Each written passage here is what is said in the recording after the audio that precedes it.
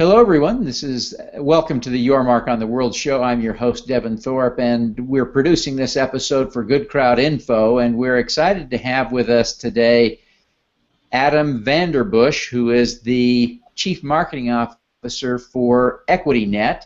He's standing in for our good friend Judd Hollas, who was scheduled to join us but was called away at the last minute. We're glad that you would step in, Adam. Thank you very much for joining us. Yeah. Glad to be here. You know, I think one of the things that many of us are excited about with crowdfunding is its rather inherent ability to change the game of entrepreneurship, especially for those who have been, frankly, disenfranchised from the whole market of entrepreneurship, at least the serious entrepreneurship in the past. And what we see especially is that women and minorities have been excluded. You have some data there, I believe, Adam. Why don't you walk us through some of the data that just demonstrates how difficult it is for women and minorities to get venture capital and other sources of traditional capital? Sure. So we've done a lot of data mining and looked at industry trends for the United States and then compared it within our own system. And what we've noticed is about 98% on a national scale, 98% of CEOs and founders that are in investment funding are male, leaving only 2% females. So that's a pretty big gap. And then on a national level, an average of about 80% of managers in investment funding world are white, and about numbers around 1% representing blacks and about 5% representing Asians. And so that's something that we thought was pretty stark difference in comparison to what we've actually found on our own website. And so at EquityNet, females represent about 21% of the management team. And so that makes the number of this platform about 10 times higher than the average on a national scale. And at EquityNet, whites only make up 70% of the management team, meaning that 7.4% are African American and 10% are Hispanic and about 13% are Asian. And so, we think that's pretty exciting findings and wanted to share it.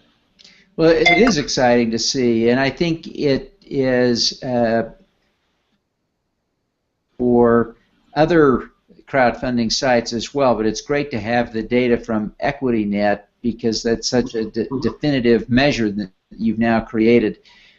Why do you think it is that the traditional model for entrepreneurship and venture capital has been so gender skewed? I think a lot of it has to do with the types of industries that are traditionally go the angel investment or investment route. With venture capital and things like that. It's usually tech, and you see it all around in the news. How about all of the different inequality gaps that are currently in that industry?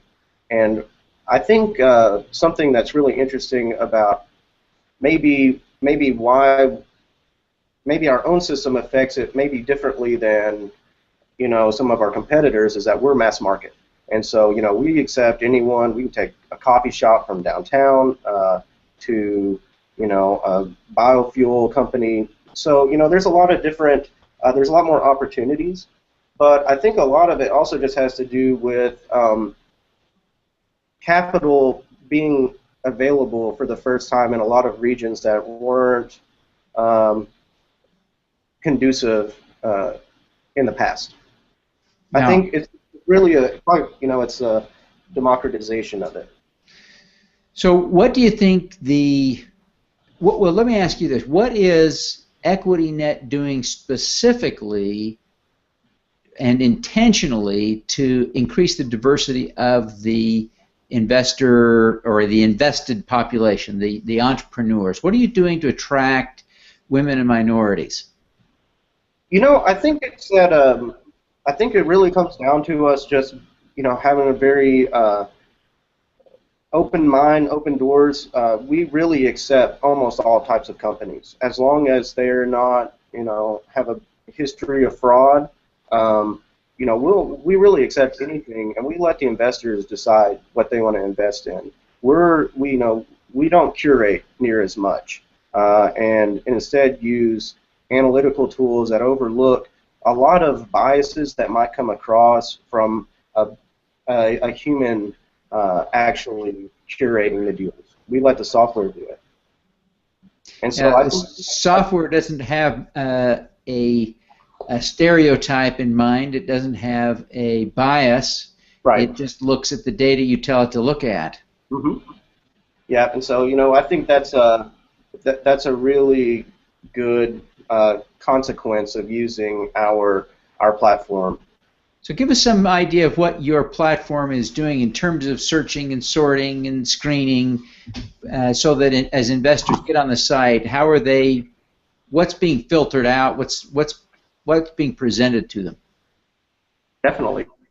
So we have a lot of different capabilities that investors can use to browse through different companies. And what you'll notice is, well, actually only accredited investors will notice this, at least currently, is that outside of our site, our Browse Companies pages is really meant for marketing purposes. And so we have some stats, but we actually have a lot more capabilities on the inside. We're actually working on some new stuff that will come out over the next couple of months that we're pretty excited about. But with that being said, if you were an investor in EquityNet, you could actually just log in, and you can sort and search by different categories of industries like biotech, pharmaceuticals, or communications, software, energy and utilities, business services, things like that. And that's a really popular thing that our investors like to do.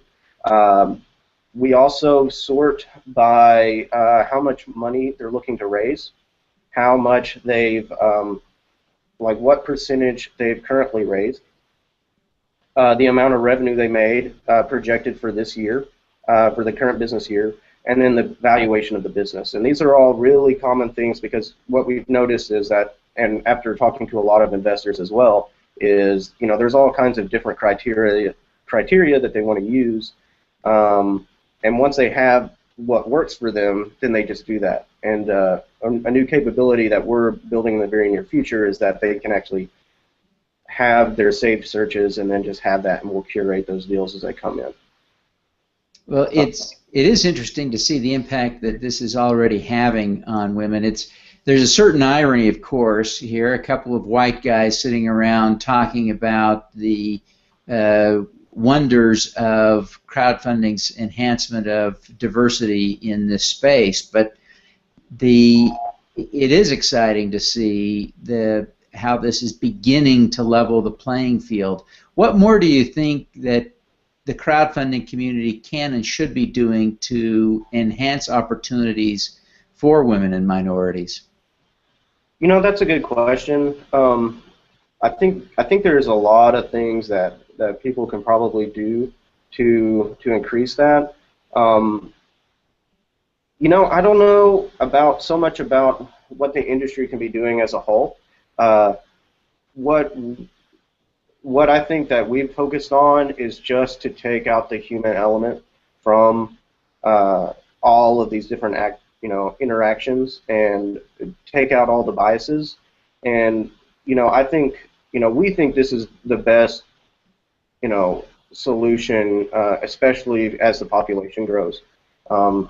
It will take out all of the different inconsistencies from curator to curator, and just let the software work. Other than that, I think it just comes down to awareness and talking about it, and being aware of these inconsistencies in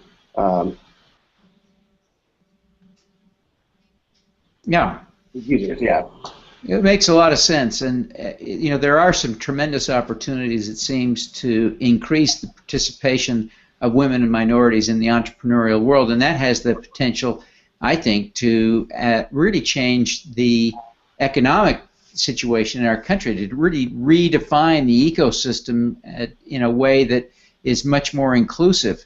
Right. As we bring on more and more successful entrepreneurs from places that have not provided them, whether that's a geographically disenfranchised person, a gender disenfranchised, or racially disenfranchised, by bringing them into the fold, I think we create a much stronger economy overall and a great opportunity for us to see more jobs created and certainly an overall stronger economy as more and more people are participating in it, right? Right. Yeah, I think there's a lot of new options that, I mean, it's a great time to be an entrepreneur right now. And there's, it's just, in a lot of ways, it's the easiest it's ever been to make a new business, I think, just because of all of the new tools and capabilities and all of the awareness of these capabilities that are now starting to filter into geographic locations or disenfranchised areas that help them step over a lot of the immediate business hurdles that are so crippling to a business's success. Oh.